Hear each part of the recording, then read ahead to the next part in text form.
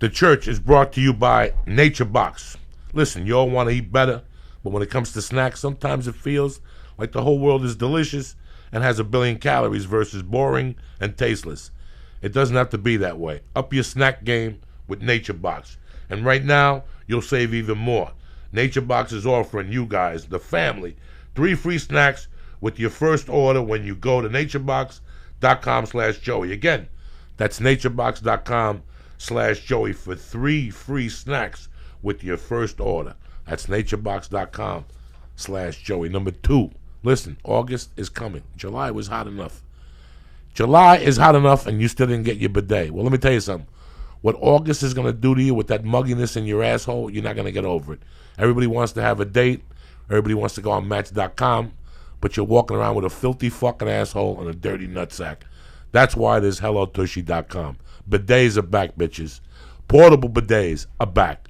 That's what Hello Tushy does. Right now, go to HelloTushy.com, and I'll give you 10% off by pressing. Go to HelloTushy.com/church. Bam! Wash that muffler. Keep it nice and refreshed. The summer's here. You don't want to be a fucking slob. You understand me? Go to HelloTushy.com. Kick this mule, Lee.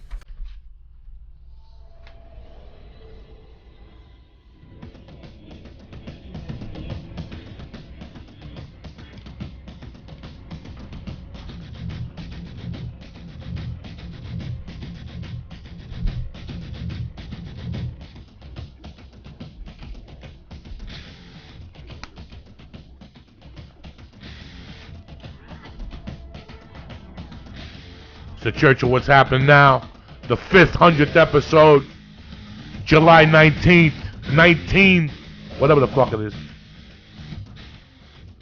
2017. Kick this mule, Lee. I want to see fucking...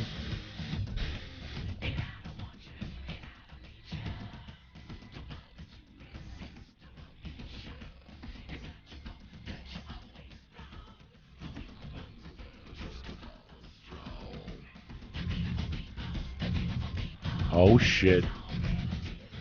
This is you little savages. The beautiful people. The Church of What's Happening Now. Lee Syatt, Mr. Greg Garcia, and your Uncle Joey. What do you think of that? It's that fucking simple. I don't even know how to introduce you, Mr. G. I don't know if it's creator, executive producer, director, writer, because you've done fucking everything. So it really doesn't matter. We want to welcome on our 500th episode, Mr. Greg Garcia. It's an honor, man. Thanks for having me here. Please, this is great. This is great. First of all, I want to tell you that you're one of the best bosses I ever had. Thanks. You're up there with Sam Raimi. I got you up there. The Sam was fucking very... All right, yeah. Like, Sam, what's going on? I don't know. Just go hang out. I'll get you later. Just go. We like to have a good time. And that's what... We spent some time in prison together. Yes, we did. Out there in Lancaster, right? Oh the my fucking God, desert. That's what it was. That's right. Talk about hot. And we shot like in August. Yeah, we shot in the one middle. afternoon. Oh that's my right. God, it was brutal out there. That's right. Walking around with like wet towels on our head, and just trying to stay cool. But good Lord, it was rough out there. And we were in a place that was half closed and half operational. That prison we were in, half of it was being used for illegal immigrants who got arrested, but not for like anything too serious, and they were just awaiting deportation. So they were just chill. They were just playing soccer and hanging out and watching us and stuff. But we were in the other half of it. I remember one of the scenes I shot was the guy hitting the head. You hit the head. Yeah, you hit him with the brick. And we're talking about My Name Is Earl. He's the creator of My Name Is Earl, and just Yes Dear. The list goes on and on. I know Lee said you worked on Family Matters. Yeah, I did that one for a year. Yeah, that was fun. I mean, your Jimmy runs deep. You know what I'm saying? Your Jimmy runs motherfucking deep.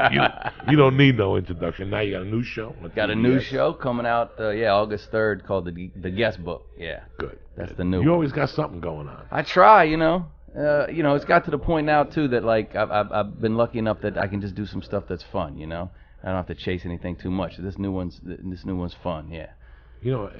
When I think of you sometimes, like I'll see an old My Name Is Earl at night, or the other one that you did with with the old lady who. Yeah, Raising Hope. Oh, with Cloris Leachman. She used to lick my neck. Let me tell you something. She's fucking nuts. Crazy. The other day, I'm in my hotel room, and wherever the fuck I was, and The Longest Yard was on. Yeah. I hate watching myself on TV. Uh-huh. But as I was scrolling, it was the scene with her and Adam, when she's got stockings on. And she loves that shit. And I remembered, and I busted out. At the table where she pulled up her shirt. Yeah.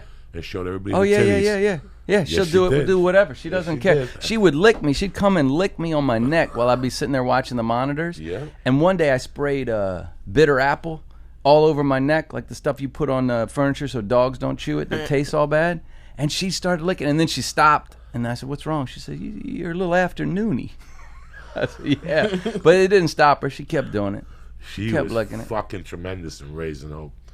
But it's just no. You're one of these guys that you're so innovative with the little different TV and where the fuck they do. Like you're always right there. Then you had another show at one time that was crazy also. I had earlier before that. No, just Yes Dear. I worked on Family Guy for a little bit. Yes Dear. I had a show called Built to Last that was ironically Built to Last with Royale Watkins that lasted 3 episodes. Yeah. NBC. Yeah. It lasted 3 episodes. That was a long time ago. Co-created that with Warren Hutcherson, stand-up. Warren Hutcherson. Yeah, good guy. Yeah. So that must have been 17 years ago. It was a long time ago. I was probably 26, 27 years old. Yeah. Built to Last. It wasn't. Wow. I just saw Royale. Maybe Did you? Yeah, you see him from time to time. Yeah, okay, good. He's around. Good. I hope he's doing good. He's a good guy. He's a good guy. Television is so hard. And you make it, right now at this point, the proof is in the pudding. You've made it look so easy. Yeah, you got to surround yourself with the right people, too, though. I mean, I think it's a lot of that. I met a lot of good writers, worked with a lot of good actors that would come back and work on other things, too. And, it's luck, too, because you could do the best show ever. If it's not on the right network at the right time, it's done. You gotta thread the needle almost every time. It's tough. When did you know you wanted to become a television writer? I watched TV my whole life, sitcoms and stuff. That's all I did. I wouldn't read books. I would just watch sitcoms. What were the earlier ones that you watched that you really fell in love with? Lot of stuff in reruns during the day, like Happy Days and Father Knows Best and Leave It to Beaver and Sanford and Son and What's Happening and all that stuff. Those were my shows, and so much so that when we had dinner, I didn't want to stop watching, but I had to go upstairs and have dinner, so I would set up a little cassette recorder, because we didn't have VCRs, so I set a cassette recorder, and I just audio record it. Then I'd come down when, like, Wheel of Fortune and Jeopardy were on, which I didn't care about, and I'd listen to them, which would force you to kind of, like, direct it in your head. You'd have to, like, move the people around and whatever. So, like, looking back on it, that was kind of like a tool, to start, like, thinking about how to actually do one of these things, That's fucking brilliant. For me, that's how I learned to speak the language. Yeah. So for me, it was Dick Van Dyke. It was Room 222. Yeah. The Courtship of Eddie's Father. The Waltons fucking was tremendous. I still remember the night that Happy Days premiered. Yeah. I was in the 4th grade, and I was at Sacred Heart School for Boys. Uh-huh. And that's what you watch. You watch TV like from 7 to 9. Yeah. And I still remember the night Happy Days premiered, and shortly after that was, I'd never forget, we were watching Happy Days, like 16 4th graders, we would have snacks, like whatever. And all of a sudden the television stopped one day, and it was the trailer for Bruce Lee's The Chinese Connection. Okay. And during commercials, like, we just go crazy. The nun would come out and say, "Shut up, stop it. And I'll never forget that we were watching Happy Days, and all of a sudden I saw Bruce Lee. Like, I had seen him on the Green Hornet before, but now he was in a fucking movie. Like, when they took the Green Hornet off TV, people, it's not like today that they had variety. And, like, what the fuck happened? I didn't know. Yeah. I didn't know what happened. He's just fucking gone. Bruce Lee, what happened? 6 episodes. He was beating up white people, and they took him off. Nobody can fill you in. Nobody can fill me in. It's a mystery.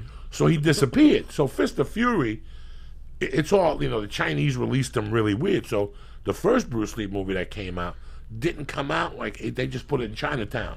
There was no big advertising. It must have caught on, and that's when they released the Chinese Connection. In my world, that's the best one. That's the one when he goes fucking nuts. And I still remember the trailer playing, and the whole room, you could hear a fucking pin drop. Yeah. And after the commercial went off, everybody in that room like just exploded.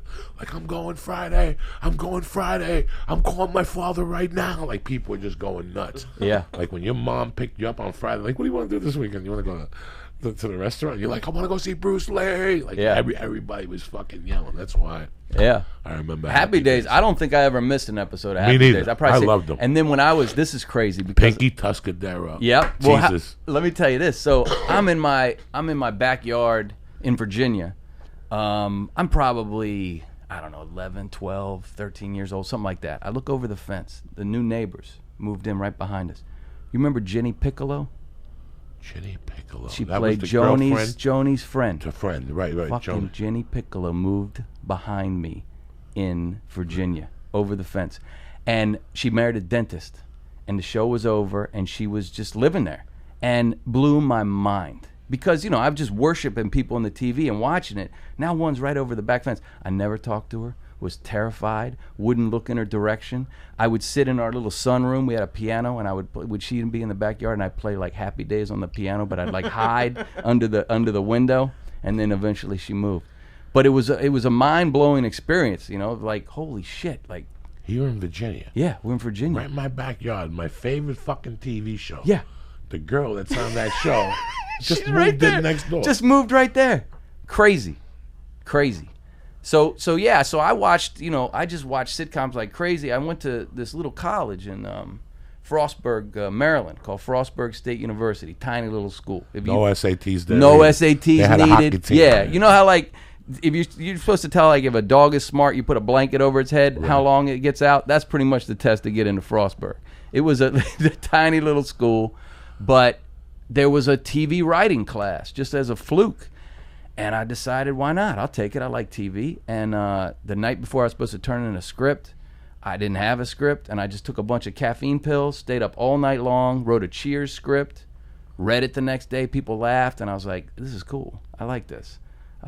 And then they had something hooked up with Warner Brothers, and they sent my script to Warner Brothers, and I got picked to go out there for 2 weeks.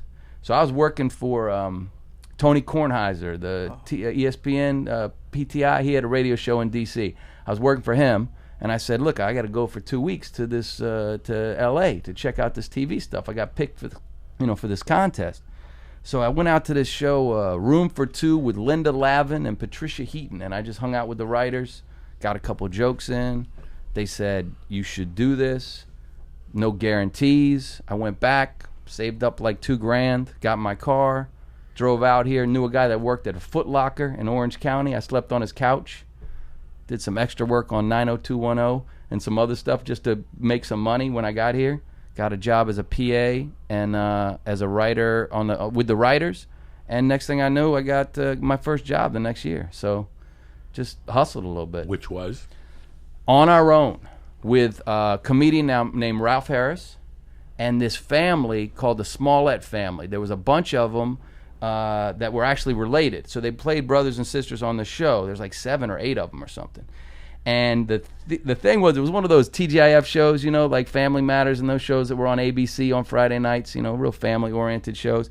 And the premise was about as stock as you could get for a sitcom. Their parents had died, and their older brother, played by Ralph Harris, had to dress up like their aunt so they could all stay together. And, of course, the guy that's in charge of, like, social services, he's in love with him when he dresses up like the aunt, so there's a lot of jokes like that. And it wasn't great.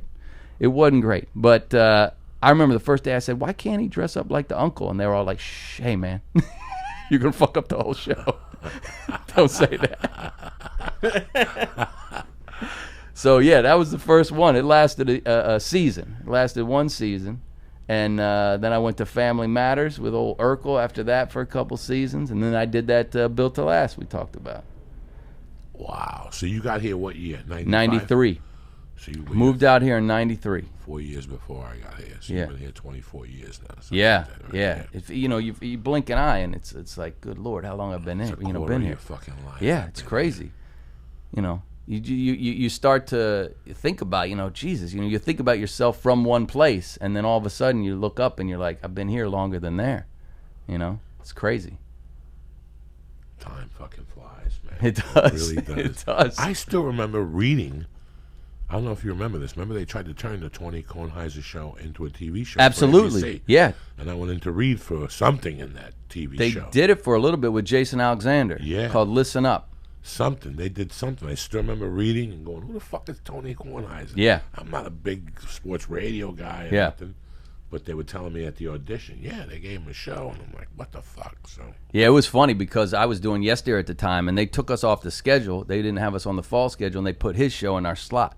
So I called him up on the air, and I said, hey, motherfucker. I said, look, you hold a grudge, man. I left your show, and 15 years later, you got to come take my slot, you know? He was laughing about that. now, Yes Dear was the guy from Boston, Anthony Clark. Anthony Clark. Yeah. You had Gardell on there? Gardell came on there a bunch. A bunch. That's Because right. it was a time where, like, before Yes Dear, I was having all these meetings with comedians that had deals, and I met with Gardell, and I just had a great time at the meeting. We didn't do anything. I mean, but I was meeting with, like, Mitch Hedberg and Joe Rogan and all these people. I'd have these great meetings, and then nothing would come out of it. But I remember Gardell just made me laugh like shit. They all did. But so I look up in the audience one day at Yes Dear, and he's there because his buddy's doing like a 1-2 line thing on the show, and I see him again. I'm like, man, we got to get you on here. And then he ended up doing like 30 episodes or something. That's right. I Yeah. still remember Billy on there. There was you were like talking about watching sitcoms after school. Yes Dear, I think I might have been in middle school or high school. That was huge. Like that was my like 3 p.m. TBS. It was Yes Dear. It was King of Queens. Yeah. I think it was Everybody Loves Raymond. It's weird. It seems like in the last like 10 years or so, I don't know how long, sitcoms have like they kind of get a bad rap, and I don't know. They're like just thinking about it. Ever since you come home from school, that's what it is. It's sitcoms. It's look, the thing is like is a different. There's so many people out there. There's different audiences for different shows. So like the people that give like 4-camera sitcoms a bad rap, they don't like them. That's fine, you know. But I'll talk to people that run into me and they'll go, "Oh yeah, I love that show, Yes Dear. And My Name Is Earl. I don't care for that one, you know. But Yes Dear is the one." And then you meet other people and other people, it flips, you know. So a lot of people out there, you know.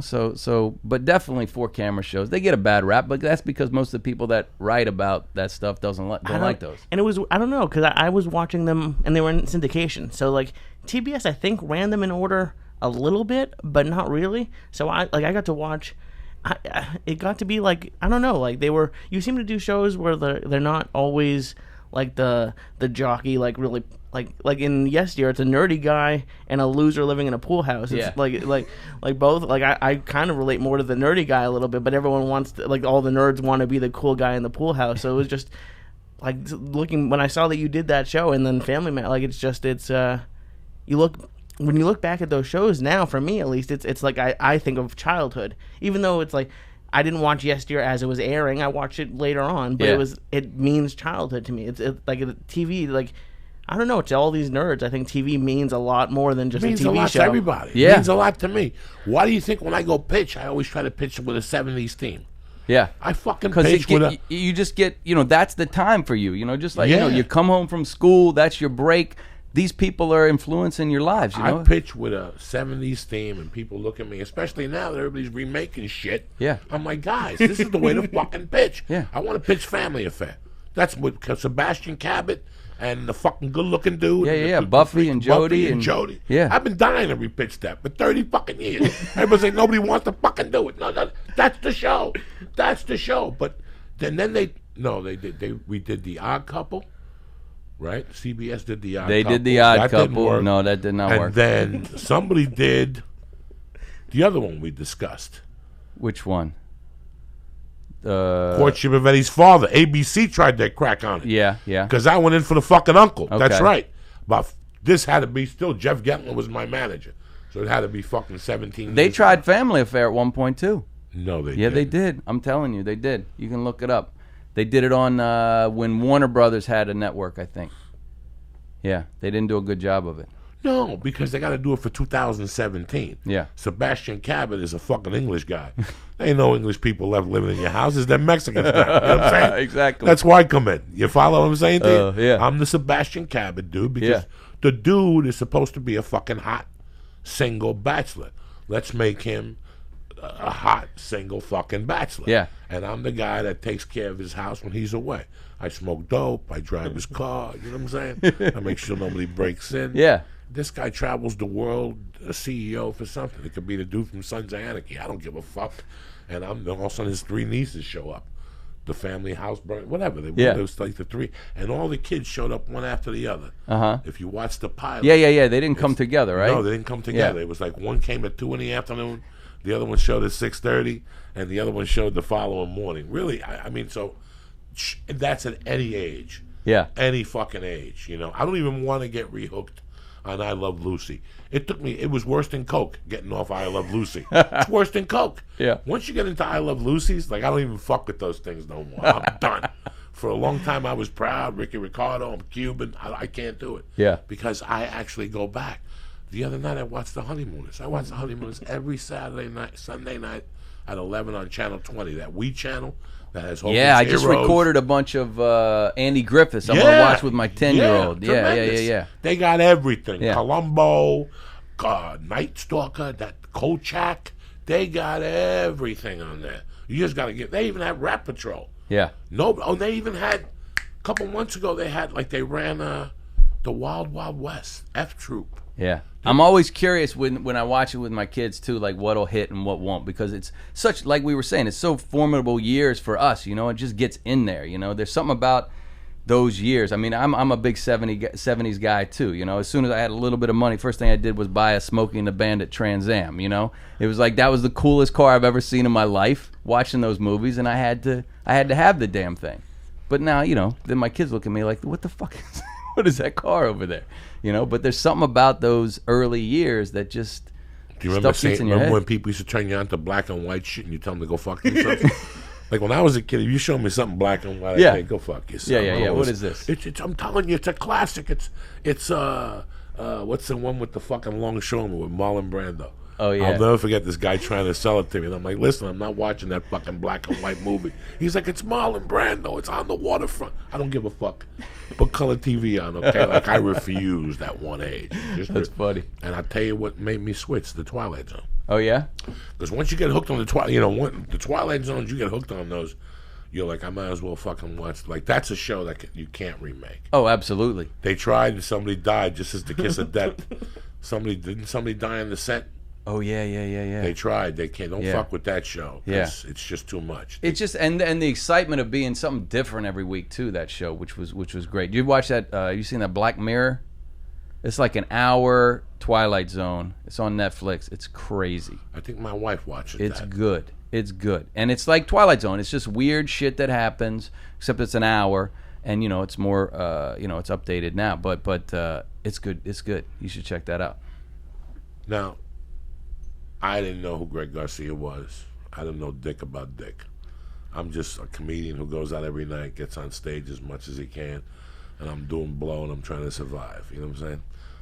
You know what another thing that made me quit doing blow? That last episode with Tim Stacks. Set him on fire. Set him on fire. Watch him burn to death. Tim Stacks. Set him on fire. Well, if you watch that, my tooth is black. Okay. And people always go to me, man, you're brilliant. You made your tooth black. I go, that wasn't that fucking brilliant. That was the cocaine starting to come through the enamel. Oh, shit. I went to a dentist 2 weeks later, and he fixed it. Yeah. But that's how crazy. Like, that was the last, I think I quit doing coke, 10 years ago. But I didn't know nothing about nothing. And one night I couldn't find the remote control. And it was an episode of My Name Is Earl with John Leguizamo with Mexicans and shit. Yeah. And I'm fucking dying. I left that house going, who the fuck does these things anymore? That was how I fell in love with Greg Garcia. That was the episode, him and 3 other Mexicans. Oh, yeah, he was crazy. And, you also had the guy from Sons of Anarchy, that episode. Oh, yeah. You had Rocco's Tacos, whatever. Yeah. You know, Yeah. I'm blanking on his name. Me too. The guy that's got the taco places. Oh, Danny Trejo. Danny Trejo. Yeah. Danny Trejo. Was he on that episode? Yeah. That's right. I was like, this is fucking crazy.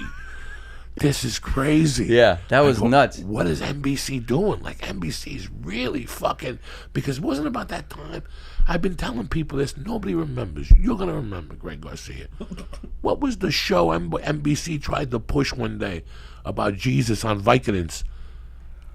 Oh shit! Yeah, what was that called? Oh, what was shit. that called? That shit lasted. Oh yeah, 3 episodes. Yeah. And they tied up the executive who greenlit that. Yeah. And they were just giving them backhands, Lee. Oh, that was a big miss. But yeah, I remember Jesus on Vicodin. And What he had the a fuck was it daughter. called? And he was traveling across the country. Yeah. Oh my God, Lee! This was when I read about it, because I think I went in to read for it. I read for the pilot, and I go, "This is not." Yeah, I hadn't Going even thought to get about that. picked up. That didn't last long at There all. was no did it? cable back then. There was no like big cable. FX. No, So I'm like, this is not getting picked up on NBC. Yeah. And I remember even like when I go to auditions, I'll log 4 pages. Like I'll log a page and go, "My name is Earl" for the part of Vinny, call back, and I'll never forget that they released the pilots, and I even got the notebook to see if that pilot. I go, they picked it up. Oh my God, I fucked up.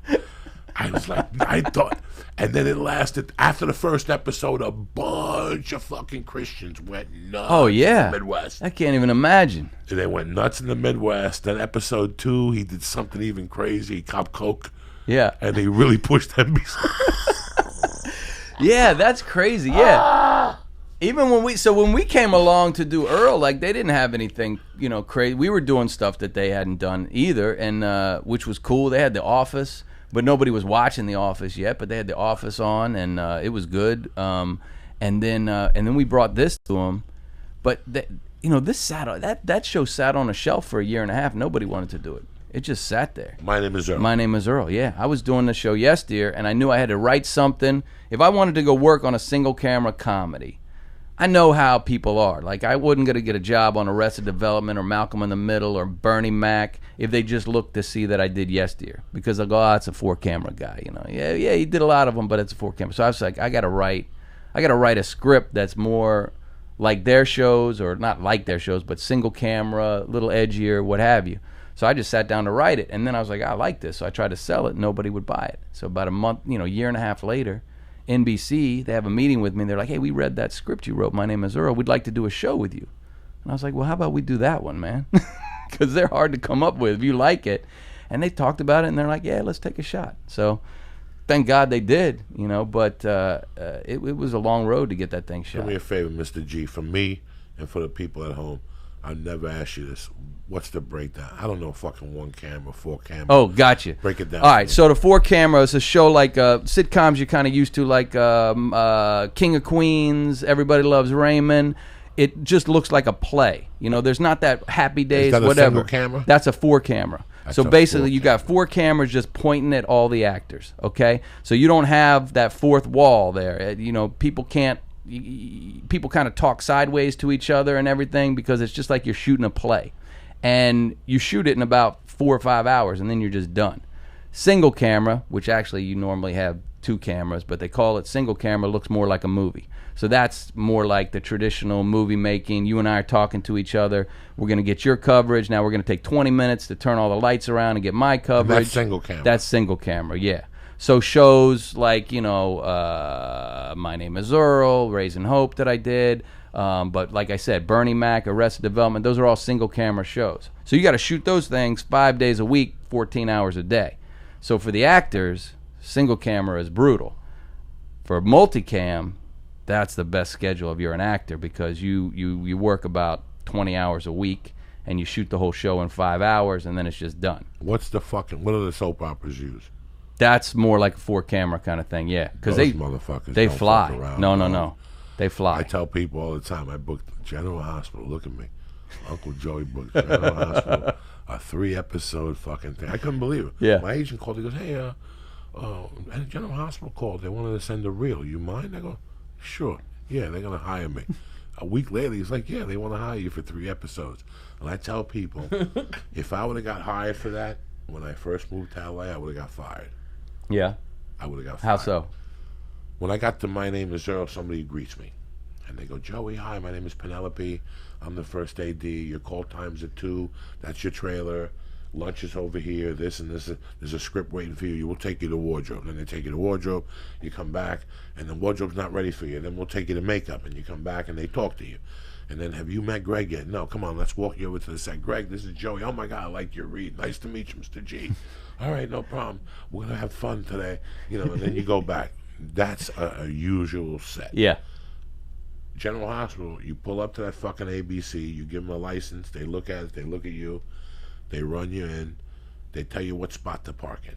Go to 331. It's by the fucking book. Not a long walk either. Like, there's not a lot of cars up there. It's not like a half a mile like regular lots. Yeah. You know where they shoot it, right? Like, No. Sunset, if you go straight east, Okay. instead of going towards Echo, you shoot up that street, that creepy street up there, that's where they shoot those. Okay. So they have like a really weird street. They used to audition a lot when I first moved here. No more up there for different stuff. You go in, you show me ID, lady tells you what room you're in. You're in room 209. Okay, you walk to room 209. Your wardrobe is there. Your contract is on the table. There's a pen. There's a little refrigerator, a few waters. Not one fucking soul comes and talks to you. There's 2 monitors. There's a monitor that shows you what they're shooting, and there's a monitor that tells you when to go out. Okay. That's it. Not human interaction. Not a fucking one. It's like him with his sushi. He went to the conveyor belt sushi and shit. No human interaction. You know what I'm saying? Yeah. So, but it was so weird. Somebody finally came in and said, "Are you ready?" Yes. Okay. They'll tell you on the thing when to even come out.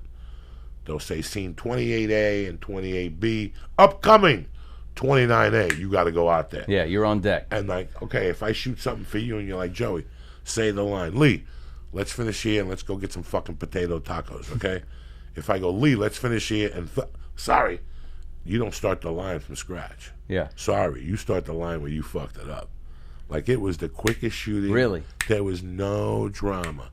And do they start shooting right away? You get one to rehearse, or you just you get one block. Okay. So the TV also tells you when to go block. Okay. And once you go block, there's no like people mingling. Like, on sets, I can mingle with somebody. No, they didn't know, but everybody's in their fucking room. Yeah. Like it's the end of the world. Like a bomb just dropped. And then it says, come out. You go out there. There's final touches. I mean, it's like, bam. Like, I would get in at 9 and be in the car at 10:45. Wow. And it's one a day? One episode a day? One episode a day. Yeah. Those people have been there since, most of the people been there 30 fucking years. Yeah, they got it down. I would have never cut the mustard if I would have came here as a rookie. Yeah. I would have had a nervous breakdown. Yeah. So this is, I don't think a lot of people understand this. So if you like audition for a role, right? They give it to you, you go to set, you're not doing well. They'll, like, you or whoever, Greg, would go to them and be like, yeah, it's not working out. We'll find another actor. Like, you'll just go down the list in the auditions. Like, that happens pretty regularly. I've only gotten fired one time. They called my agent and told me not to go back at lunchtime. Telemundo. Really? Yeah, I went in there and read. Once I got there, they said they didn't like my Spanish. But they paid for my actor, so what do I give a fuck? Yeah. I haven't replaced a lot of people. I mean, 4-camera shows, like I said, those things, you can replace people because you don't shoot it until the end of the week. So, like, you could have a table read, and if it's just not working, and I've had a situation where it's just not working with people that, like, you're excited to be there, too. Like TV icons, and it just didn't work. And you're like, shit, and you gotta replace it. Single camera, people come in, they're shooting that day. You're gonna figure it out. I mean, they auditioned. You saw them. They're good. If unless you just offered it to them and then they just blowing it, but you're gonna have to figure it out. We've had those situations too. Jesus, it's speaking of firing people. I don't know. I don't think you were involved, but you worked on at least one show that replaced a character. Family Matters replaced the mother, didn't they? And then I know you didn't work on it, but Fresh Prince of Bel-Air, like, they replaced the mom. So, like, it happens where, like, the middle of a series, they'll just people are change pretty actors. forgiving for that stuff. It's really? surprising. I thought people were upset. Like, I guess. I mean, I don't know. The shows still go on, so I figure they're kind of. I mean, you got the Bewitched and that kind of stuff where they switch the Darrens and all that thing. So it feels like they can still survive it sometimes. We really don't know what's going on behind the scenes either. It could be money. Could be someone's just a pain in the ass. Somebody's a fucking pain in the ass, you know. I can't live my life, no matter what status. Like, I just read an article about Mariah Carey on some movie. Yeah, I heard about that. Did you hear about Yeah. That, shit, what movie was that? The one with Will Ferrell That's right. and Will Amy Ferrell Poehler. and House. Amy Poehler. They House, hired the her, gambling movie, right? yeah. She got in, and then she didn't want to sing that song that day. She just made up. Yeah, she wanted to do something completely different. Fucking people are crazy. Yeah. I couldn't deal with that at all. Like, Yeah. I can't. And I know there's a lot of personalities involved in shooting a film or a TV even more, because you got upstairs watching your every fucking move. But I can't deal with that diva. I've never really seen it like that. Anybody act I've that been way. lucky. I haven't seen it too much. A little bit here and there, but yeah, life's too short, man, to put up with that shit. You know? I mean, I kind of get the feeling that people say sometimes, like, oh, money changed that, success changed that person. I always kind of thought that it just lets you be who you really are. Like, the people that are divas, they would have been like that before if they could have got away with it. I mean, that's my philosophy on it. I could be wrong, but it's just life's too short. You know, it's funny you said Smoking the Bandit. When I got cast in The Longest Yard, seeing him was like everything. Yeah. Like, I don't know if you understand, like in the 70s, he was everything. Oh, please. You know, the other night, oh my God, Lee, I didn't tell you. I usually end the shows on Saturday nights, and I'm one of these wackadoos. I take the first flight out, Mr. G. I got no time for 10 a.m. or 2 o'clock. Those are the delayed ones.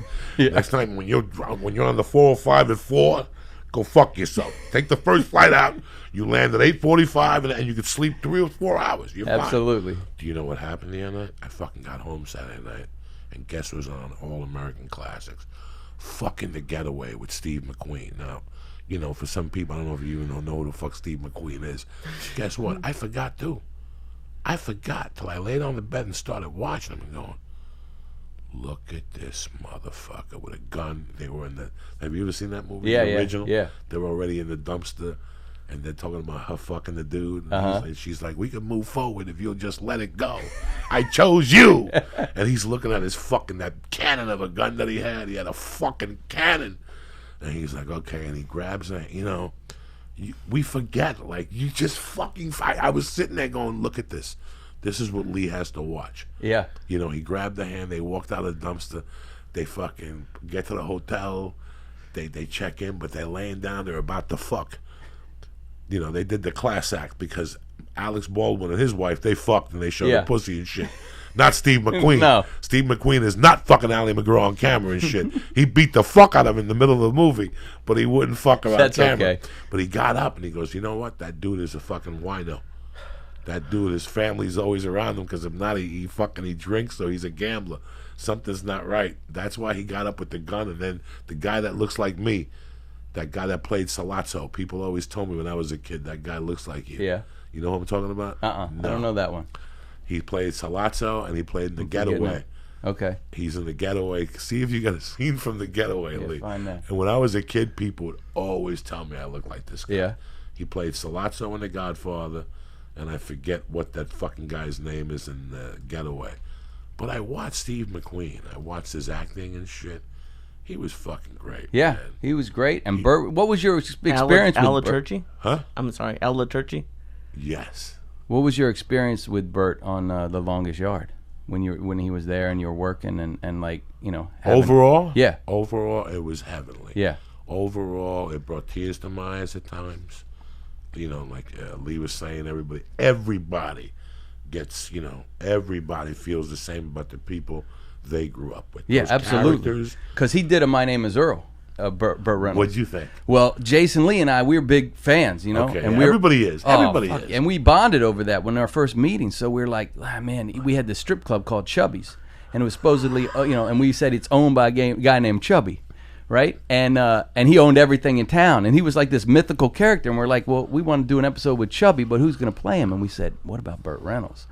And Jason was like, man, what if it's not good? You know, we have this image of him. He's our hero. What if it turns bad? You know, because you hear stories about Burt Reynolds. I mean, he doesn't really take any shit.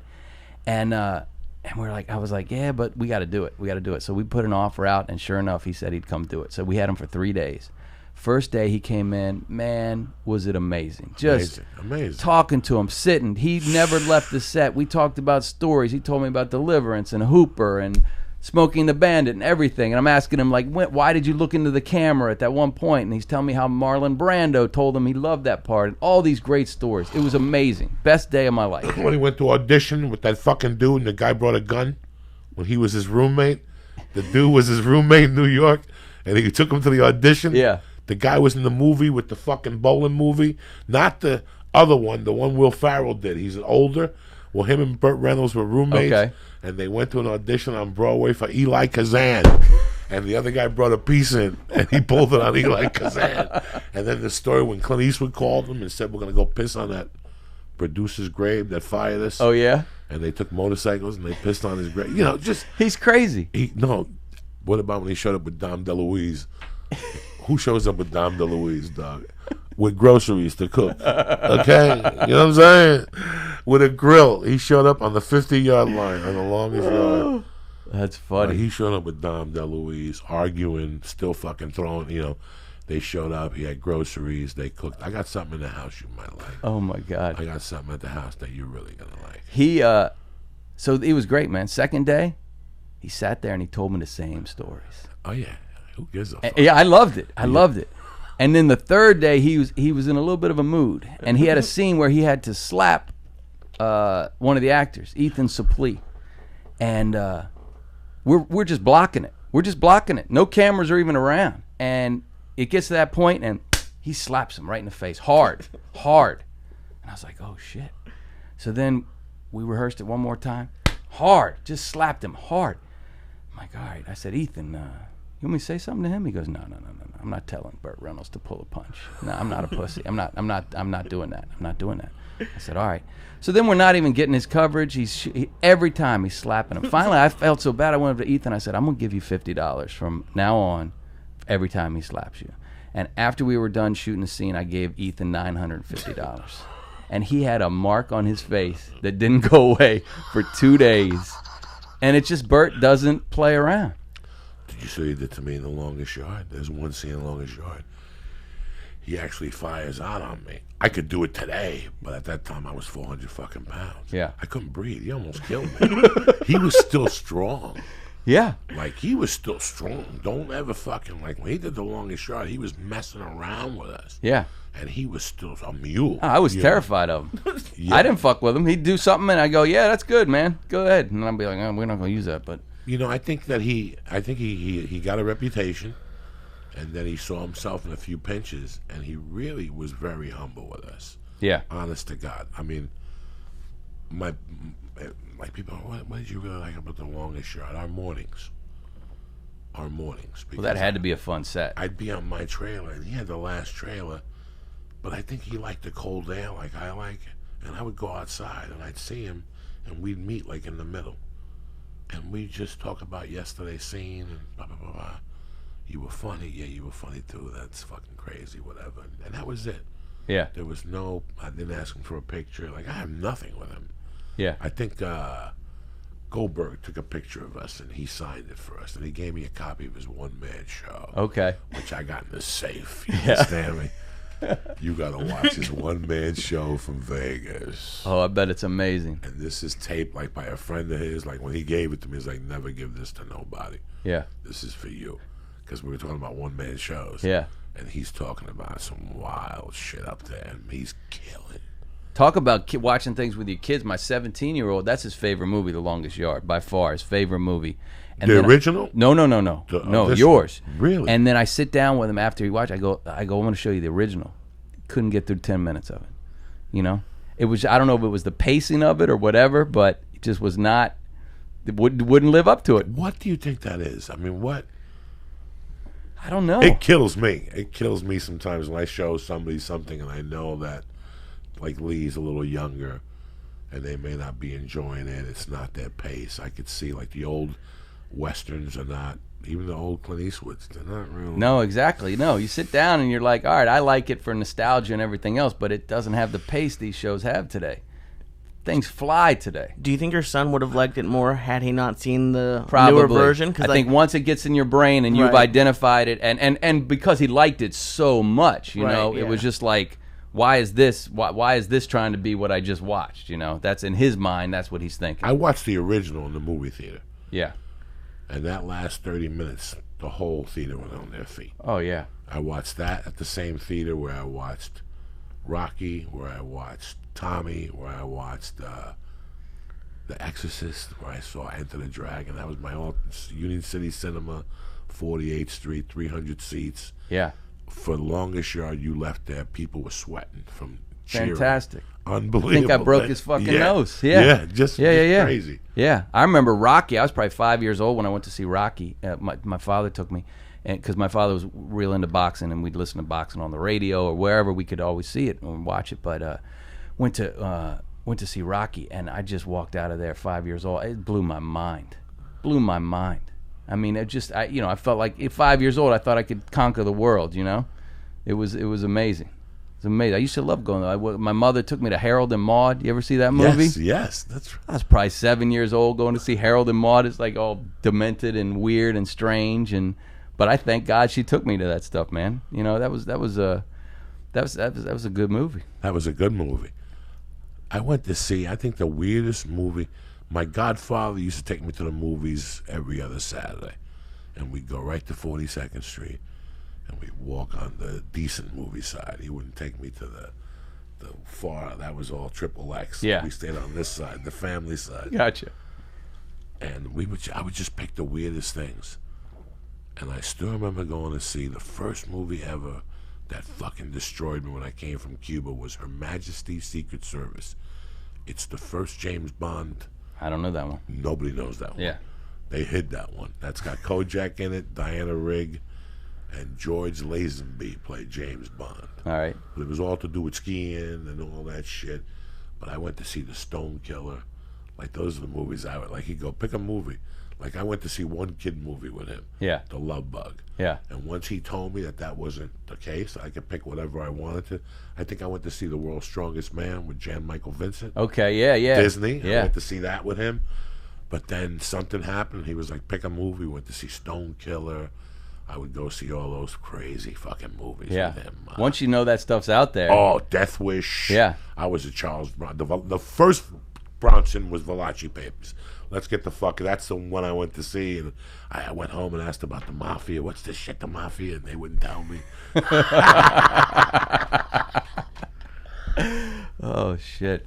Yeah, it's fun. Like like with my kids, I see them watch like the first time they get to watch like an adult show or something. You know, they've been watching like just kid shows, and then like it's funny because I think one of the first ones my son watched was Breaking Bad. I was like, you got to check this out. Check this out, you know, because what did he watch? Under the Dome. He watched that, and it was a network show, but he was just like, man, all this stuff, crazy stuff's happening. Blah blah. And I was like, buddy, you have no idea. I said, watch Breaking Bad, and he just comes out of the room like, oh my god, this is.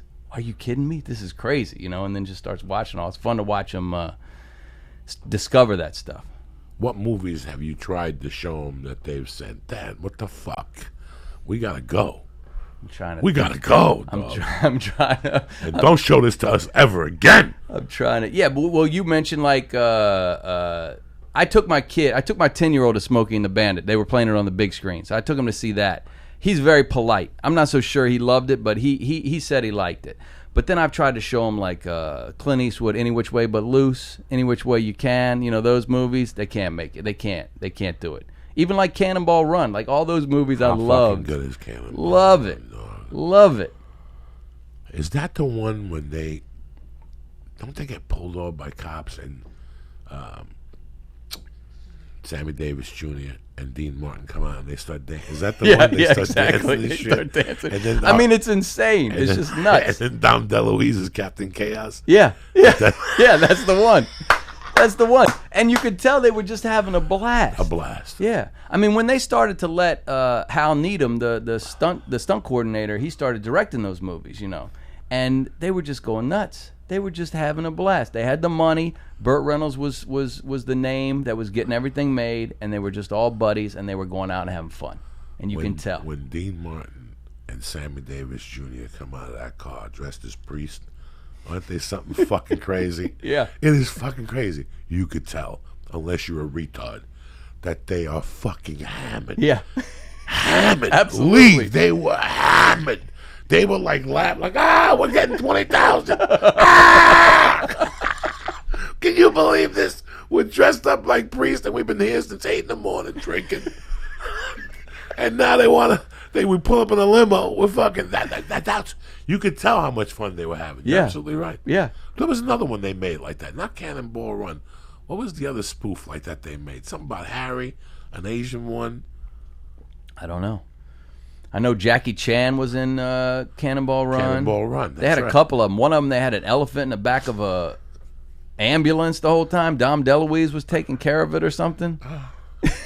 It was just, you look back, it was crazy, but they were having a blast. You know, and for those movies to do that type of stuff, the studio can't be around. No. Like they had to shoot those. Like, listen, we're going to shoot this movie in Chicago. Well, we'll send somebody out there on the third week to see how you're doing. Because with the studio around, they can't have that type of fun. No. Once the head sees those two hammered, we cannot put them on a tape. You know, Yeah. listen, we got this. You They're got to fine. get out, especially now. It's just especially one now. take. One take. We're going to get the light here. That's the secret. You got to get it. That's what I did with Earl and Raising Hope. I went as far out. I went to, you go to Van Nuys. You get out there between two trailer parks. There's no secured parking. People are scared to come out there. All of a sudden, you're all by yourself. You do whatever you want. This new one, I went up to the mountains. We were like 3 hours up the 5 to the mountains. Nobody showed up there. Nobody wants to drive up to the mountains. So that's smart, the move. yeah. That's the move. You get out of town. I learned that when I shot The Longest Yard. The first 8 weeks in New Mexico. You should have seen it. Yeah. They had umbrella girls. They went to Albuquerque and pulled up strippers and told them, you want a day job, 200 a day, 3-4 hours with an umbrella, holding it for the players. When we came up to Orange County, there was no more umbrella girls. Yeah. Dog. There was no more smoothies. There was no more weights on the set. The All hammer that went shit down. Disappeared. Yeah. Let me give some shout-outs All here. right. Get this party started. Jenica Jones, a true fucking artist. This girl does stand-up. She paints walls. She does murals. She's like, her and her husband, I've met them going to San Francisco a few times. And every time on her Twitter feed, that's all she's got. It's pretty stuff. So, Jenica Jones, I'll see you August 12th at Punchline. Emma Hagen, Death Squad, MUFC, Brian McCann, Zan Marino, Aaron Giesbrecht, Susie Cream Cheese, Cameron Sandmeyer, Joe Cunningham, and Care 94. And for all the other guys that have been supporting us for the last 5 years, thank you very much. That's it. We just give them a little shout out. Absolutely. Why just not? to make them feel at home and this whole fucking thing. Before you created My Name Is Earl, what were you thinking about? What did you base it on? Like, I've always wondered. He's a guy that fucked up for years. Now he's apologizing for everything he did. I always liked shows about redemption. I believed in karma somewhat, like whether or not you believe in karma like as a magical thing, or you just believe like if you just do good stuff, well, you feel good about it and good things happen to you, whatever. But I always kind of believed in karma. I wasn't religious, brought up Catholic, but that went away pretty quickly. But I always kind of felt like, all right, you treat people good shit happens, whatever. And I just went walking on the beach in North Carolina, and I just started think of an idea. Now I had an uncle who he would always go through AA and would always get to the step to go make amends and everything, and that's about as far as it got. And then he started over at 1 again. And just keep going and going and going. But so that was in my head somewhat, I had some other people in my life that were similar to Jamie Presley. I used to hang out with my buddy at a trailer park in Virginia. And my life growing up, I ran the gamut. Like, I had buddies that were living over in literally named Country Club Hills, and then I had buddies in the trailer park, and I was kind of in the middle. And I'd go back and forth, and everybody would hang out together. But when I was at the trailer park, I liked it, I just liked the characters. I liked walking around there in the middle of the day. I was fascinated by the fact, I'm like, why isn't anybody working? How come everybody in this place has a bigger TV than in my house? And my house doesn't have wheels on it. What's going on over here? Then you open up a door and there's just a whole room full of weed growing, and it was just I loved it. I loved the characters of it, you know? And so I think the combination of all those things, when I was walking on that beach, I just started thinking about this guy and that he, you know, maybe he did these bad things and how's he going to make up for it, and he's going to have this epiphany and whatever. And I kept going over to my brother-in-law, and he was just drinking beers on the beach all day, and I'd run over. I go, oh, what about this, you know? And I'd tell it to him, and he'd laugh, and then I go, all right, I'm going to go, and I'd go walk some more, and I'd come back, and he'd drunker, and I'd tell him some more, and he's laughing. And by the end of the day, I kind of had the idea, you know? I'm like, all right, well, let me sit down and write this and see if it works. And I always knew that, like, a show about redemption, people love redemption, you know, and they should, you know. Anybody trying to turn their life around, you root for them. No matter where they were, no matter what they did, for the most part, unless they did something really heinous to you, you know, you root for them. You want to see that. And so that made it easy, I think, to like this guy. And you could have the fun of seeing him do a bunch of bad shit, but it was always in the past. So when you're watching him do bad stuff, you know, well, this dude is trying to turn over a new leaf, so now you can laugh at it, you know, as opposed to you're just watching him in present day doing this stuff. Oh, should I be laughing at this? Do I feel guilty about it? What have you? So that's how, you know, that's how pretty much I came up with it. The world of fucking characters, bro. Yeah, that's the fun part. The world of characters. And, like, my dilemma when I write is I got too many of these motherfuckers. Mm-hmm. Like, I had your dilemma. When I came from Cuba, my dad died, my mom had money. We had the bookmaking operation, and then she had the bar restaurant. So everybody thought she was a restaurateur. Yeah. But really, the bulk was numbers, Cuban numbers, 3 numbers. That was her money. All right. So I lived on 205 West 88th Street with nice white people. We'd do Santeria shit. We had to sneak the chickens out the back door. I'll never forget sneaking a goat up to the elevator one time, and the goat didn't want to get on the elevator. And he had the brakes on, and my mom's pulling him by the horns, and I'm like 4 going, oh, my God. Then I went to the dentist one time, and the dentist lied to me in the building. There was a dentist upstairs. Yeah. With the thing and everything. My mom brought me upstairs, went downstairs. He fucking, he kept telling me that wasn't blood. I'm not stupid. I could taste blood. Yeah. So on the way out, I stole the ivory elephant. My mom made me bring it up and shit. This building was crazy. So was it an office or an apartment that he had just with a chair? This is still there. 205 West 88th Street, still there. Okay. People will send me pictures. Once I say that's when I came from Cuba, we lived in Jersey for maybe 6 months. And then once my dad died, my mom didn't like Jersey. She went right back to New York City where she belonged. So this was on the corner, it was owned by the kid, some fucking ugly kid that was on Dark Shadows. His parents owned the camera stop in the corner, all right, and he would hang out in there, which my head would blow up because I would. He's your Jenny Piccolo. Yeah, he was my Jenny Piccolo. What the hell? What's going on? He owned the camera store on the fucking corner. The girl I grew up with, the Chinese girl that we'd hold hands in kindergarten, her father was the chief dude for Schultz in those days. Okay. So every time Charlie Brown came out with a new movies, her and I were at the fucking movie theater on the east side like doctors, people running on our feet and shit, bowing. But my godmother, my Santeria godmother, was on 148th Street in Broadway. And that was the neighborhood, bro. Yeah. They lived on a slope. The first day I went there, they showed me a dead body. The kids were like, you want to see a body? Like, what? What do you mean? Like 6 Puerto Ricans and 3 Irish kids, and we went down there, and they had a piece of 2x4, and there was flies everywhere, and you could smell the thing 20 feet away. You think they gave? You know how now you see TV shows and people like take a body and have masks? These kids had no mask. No. Yeah, they were as tough as death. Now, were you scared or were you instantly interested? I was instantly interested. Yeah. Because I knew that the other side of my mom's bar, I had saw these characters at my mom's bar. So wait a second. You guys know where there's a body? Yeah, it's on the West Side Highway. Yeah, you know, CSI didn't work that quick those days. I don't know what the fuck happened. And then we went one day and it wasn't there no more. Yeah. You know, I didn't hear about it in the news or nothing. Yeah. It was just a body that somebody dumped on the highway. And it had flies on it, and they put a 4x8 on it. But after you go to some kid's house. Yeah. And they show you.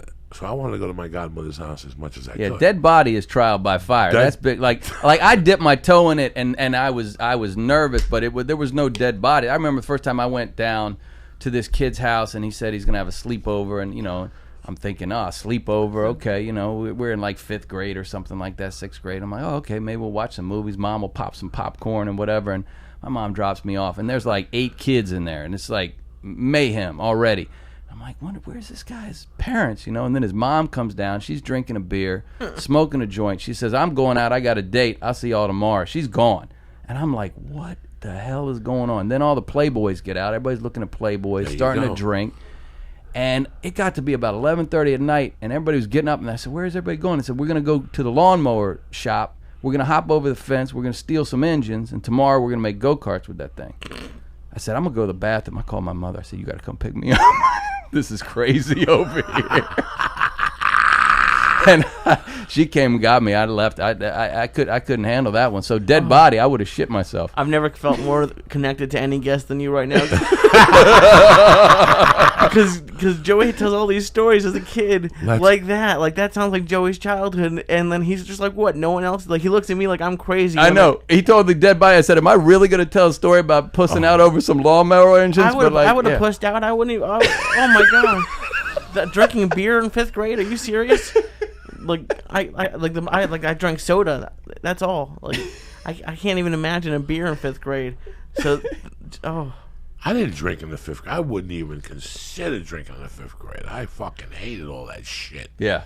In the 5th grade. In the 5th grade, I was still into giggling and My problem was in the I think it was in the 7th grade. I went to a family party. And I had a beer or two, and that's all you needed. I was 60 pounds or something. Oh my God! And then we went to a football game, and I was drunk, and this girl I had a crush on. She said, "You're cute when you're drunk." Well, that was the end of that. I mean, shit. I'm like, well, I need more of this apparently. Yeah. But yeah, 7th grade. That's early. That's fucking early. Yeah, a bit early. I think I smoked pot in the 7th grade. But none of my friends' moms got high like that. I never saw that. I'd never seen that. That blew my mind. That blows my. That blew my mind. It blew my. Like, my mom smoked, but she didn't smoke out in the open. Yeah. She didn't smoke how people smoke now. Like, my friends never saw her smoke or nothing like that. My mom smoked at the bar in the back manager's room. At night, she'd smoke back there, but no, not the way it is today. Yeah. And I'd shit my pants every time she'd smoke. That the cops are going to come. Like, I was one of those little fucking fags. Like, the cops are going to come. The cops are going to come. I was such a scary cat kid. I remember her smoking cigarettes in the taxi cab and throwing them on the floor and stepping on them. And me going, this cab is going to blow up. Yeah. Like, that's when they had rubber. There was no carpet in those fucking New York cabs. People getting fucking stabbed in those things. There's not going to be a carpet back there. She needed a car like my grandparents that had a hole in the back seat. So I loved it. You look down and see the street. You'd be jumping around back there. They tell you, don't put your foot in the hole. And just street. You just see street.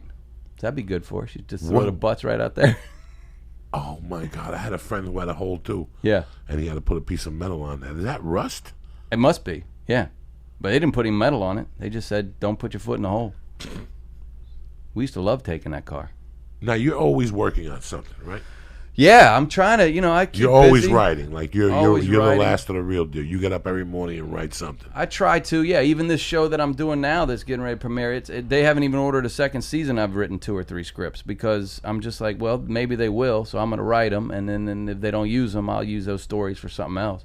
But, and I wrote this, I told you I wrote this Broadway musical. Right, that's right, for Jimmy Buffett. Yeah, Jimmy Buffett. That's fucking crazy. Which is crazy. Mike O'Malley, who was on Yes Dear, who was a writer, he called me one day. He says, you want to write a Broadway musical? And I was like, what are you talking about, man? We don't know how to do that. He goes, we'll figure it out. He goes, listen, that's all the money's there. The producers are there. Jimmy Buffett, it's his music. Jimmy Buffett liked My Name Is Earl, so he wants you to be a part of it. And you'll write it with me, and we'll just come up with a story, and we'll write it. And I was like, all right. Well, I mean, I can't say no. I got a 19-year-old who's a theater major who loves, musical theater and everything. I got to look cool to him. Got to make some contacts for him, So we went ahead and did that. Was 4 years ago, and it's going to be on Broadway in February. Broadway.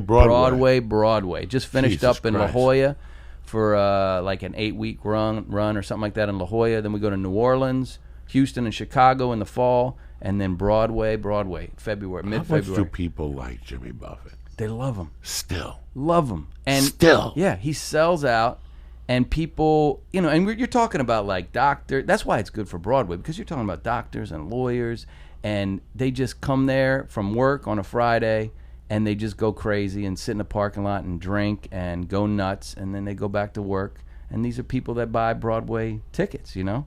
So I think it, you know, it could work. We'll see. Who knows? But they just love him. He sells out stadiums still. Selling out. That's selling out. Does he tour constantly? Yeah, I mean, I think he slowed down a little because he doesn't have to tour as much now, you know. I mean, but so he kind of does his own thing when he wants to do it. But I know my friends just saw him in D.C. It was 26,000 people sold out in D.C.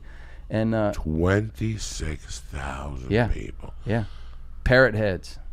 Yeah, they love him. They absolutely love him. So he had hopefully, a bar when I moved to Colorado. He had a bar in Aspen called the Paragon. Okay. In 1983, 84, it was like the biggest bar on that. I don't even know if it still exists, but that's the first time I discovered those people. Okay. Yeah. Like they would do something. You know, when I used to eat at a diner in Jersey where they had Tequilaville. That record on the, you know, you ever go to the East Coast and they have those little, when you go to the diner in the boots. Yeah, sure, yeah. Beat, Absolutely. And I would always play "Take It Away Again" and Margaritaville. yeah. I liked the song. Yeah. I didn't know it was Jimmy Buffett as a kid. And all of a sudden it's fucking Jimmy Buffett. It's everywhere. Like, it's just huge. Yeah, he's a marketing genius because he's got the hotels, he's got casinos. He's just starting retirement homes, Margaritaville. He took that one song, Margaritaville retirement homes. Why not? Yeah. Yeah, and blenders and bikes and shoes, and I mean, it's $1 billion, you know, corporation. He has over one song, a 6-minute song, that he told me one time. He goes, I told the Eagles, man. He goes, man, I told the Eagles there should be a Hotel California on every corner. They blew it, but they didn't want to do it. But he's a businessman. He knows what he's doing. A Hotel California on each corner, yeah. Going there, a little memorabilia, shit like that, right? Yeah. But back to, I wanted just to. Yeah. Characters are the whole thing. That's your world. That's what makes your shows uniquely different. One thing I noticed about you that you always say is, I mean, you create the shows and you write these scripts. Where's the rest of your writing guys for season 2?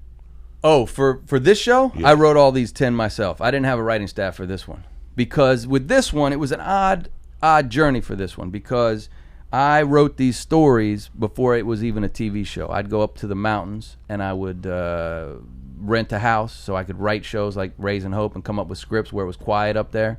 I knew, you know, writing's hard. We all know writing's hard. So like you procrastinate everything. I figure if I drive up to the mountains and pay for a rental house, I got to get something done. You know, I can't come back empty-handed. But sometimes I would, you know, be stuck up there. I don't know what to write. And so they'd have these guest books where people would write, you know, we had a good time. The kids went sledding. P.S. The dishwasher's not working. Blah, blah, blah, blah, blah. You know, boring stuff. And I picked it up one time and I thought, what could happen in this house? And I just started walking around the house. I'm like, what kind of fucked up, crazy shit could happen? And I sat down and I wrote a 35-page story about 2 guys that went up there from work and they played cards and one caught the other one cheating and the other guy stuck a fork in the guy's eye and they had this big fight and then they put the fork back in the drawer and they didn't know which one it was, so now they feel bad, don't use the forks, you know, whatever, all this stuff. And I made a copy for myself. I left it there just to fuck with the next people. That's it, just to freak with them. And I read it to everybody on set. Everybody was laughing. And then I went up there and did it again and again and again. And then I had 15 of these stories. So I'd already kind of written the stories. And then I went to TBS and said, I want to do a show about a cabin in the woods. Different people come in every week, and we're gonna make these stories come to life, you know. So when I sat down to write them, I didn't really need a writing staff. I knew kind of what it was going to be. So I just sat down and wrote all 10 episodes, and they were fun to write. They were fairly easy. So going forward, I might just do that again. I don't know. We'll see. We'll see if I can still keep coming up with the stories. But yeah, that's why with this one I didn't have a writing staff, and it was only 10 episodes. If you do 10 episodes, that's peaceful. You know, that's easy. That's like stress free. You write them all, then you shoot them all. You do 22 episodes on a network show. You maybe have 10 scripts ready, and then you start shooting them. And then somewhere around Thanksgiving, you say, "Oh shit, we got to shoot 9 more of these. We don't even know what the stories are anymore." And then all of a sudden, it's not about really making the stories great. It's about making them make sense. You know, if a story makes sense, then it's good, you know. And that's why these shorter orders, I think when you see these shows that do like 10, 12 episodes on Netflix, on cable, they keep the quality up a little bit more than the network shows throughout. It's just, you know, it's just time. You run out of time. 36 episodes, a lot of fucking episodes in the season. Remember years ago? Oh, yeah. I remember even Rogan said he had to shoot like 41 Fear Factors one year. Yeah. Like that was his biggest order when Fear Factor was really hot. Yeah. That's a lot of work. It's a lot. It's a lot of work. Out yeah. Every day grinding it out. You know, I don't know. And it's stressful. You got a tough job, but I mean, I was only on the one set, and I was thinking about it this morning. I hate marijuana gear. I've never been privy to marijuana gear. Yeah.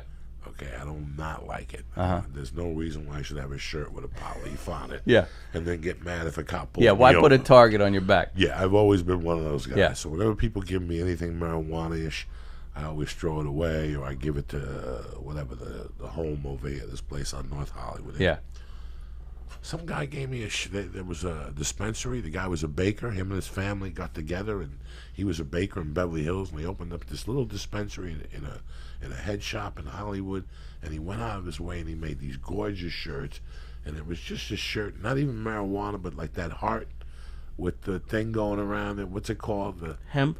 No, not fucking hemp. The fucking, what they call these people that smoke marijuana. They call them something, compatriots or whatever the fuck they are. Who knows? All right. What was the symbol for that?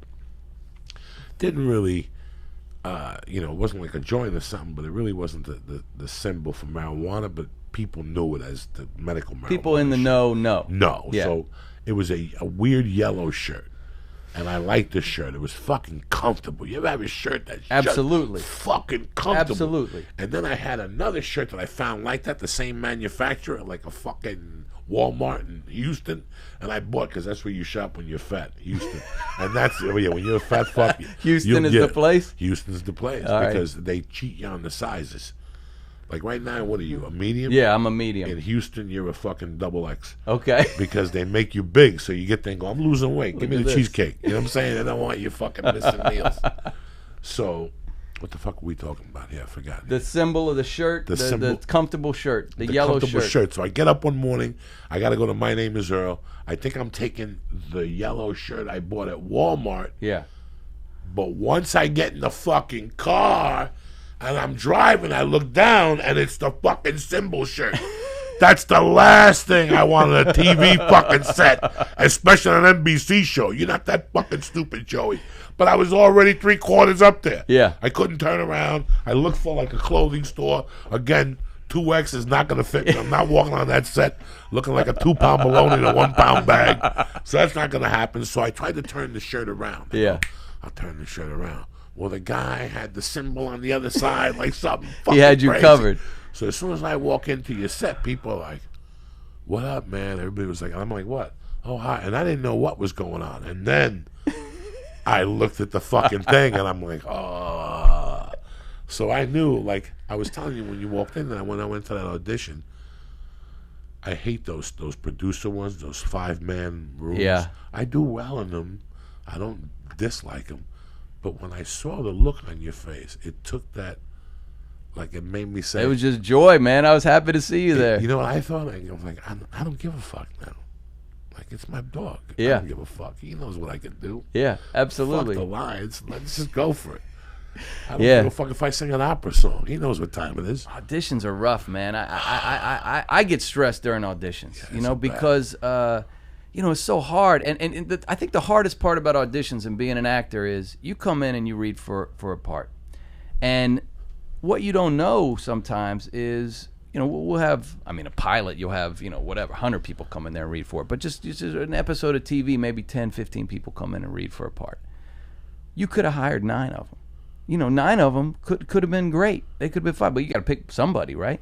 Some people look like what is in your head, so it's their job to kind of lose it when they come in. Other people, you think, oh, that's not what I had in my head, and then it's their job to get it, and that'll happen too.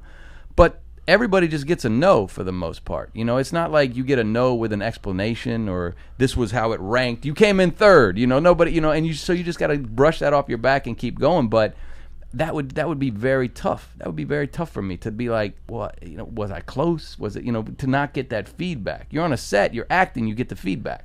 Somebody say, I'll do this line this way, this way, this way. A lot of times with the auditions, it's going so fast, or it's just the casting director reading and you're looking at it on tape. you don't have the time necessarily to work with somebody and give notes, and you try sometimes when you can, but you don't always give people that benefit. So you come in, you get one shot, and then you don't necessarily know why it didn't work.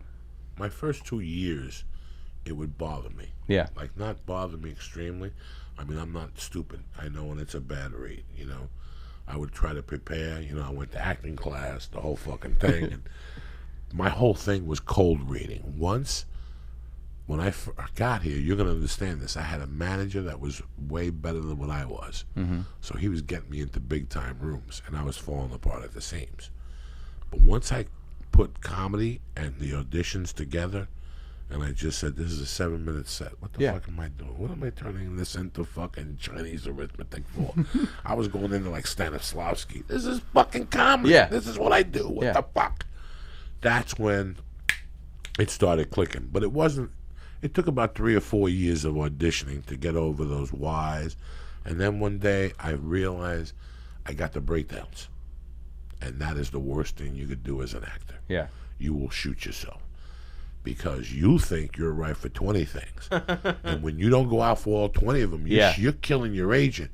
But there's variables involved. There's directors who have a brother-in-law who's retarded and needs a job, or his wife's going to fucking leave him. You know what I'm saying? Yeah, they know that stuff. They're not going to waste your time going in there. So that was one mistake I did, that once I've never gotten the breakdowns again. Yeah. Like, I stopped in 2005. Like, that was it. That was a year of torture. That was a year I hated everybody. Why am I not going in for this? Because there's fucking variables involved. Yeah. You don't know what the fuck's involved. They already, when you write something, do you know 90% of the time who you want, Mr. G? Sometimes. I mean, sometimes you write it. Sometimes you write it with somebody in mind that but it's a type, and you know that you're not going to get that person, or that person's busy or something. But a lot of times, especially now, you've worked with so many people, you're like, oh, okay, I think I can, I can write this, and I think I can get them for this or whatever. Yeah, you have an idea in your mind, and that takes me back sometimes to the audition process. If I don't get that person, and somebody walks in and they look nothing like the person, then it's hard for me until they start opening their mouth, and then if they get the part, then it's like they earn that part. Because then it was like, because I was predisposed as soon as they walked in to go, that's not what's in my head, and then they change what's in your head. And that's pretty spectacular for them to do that. You ever gonna shoot a movie? Feature? I don't know. I've thought about it before. The problem is, I mean, I've been lucky that I'm busy with TV. And I wrote a movie one time.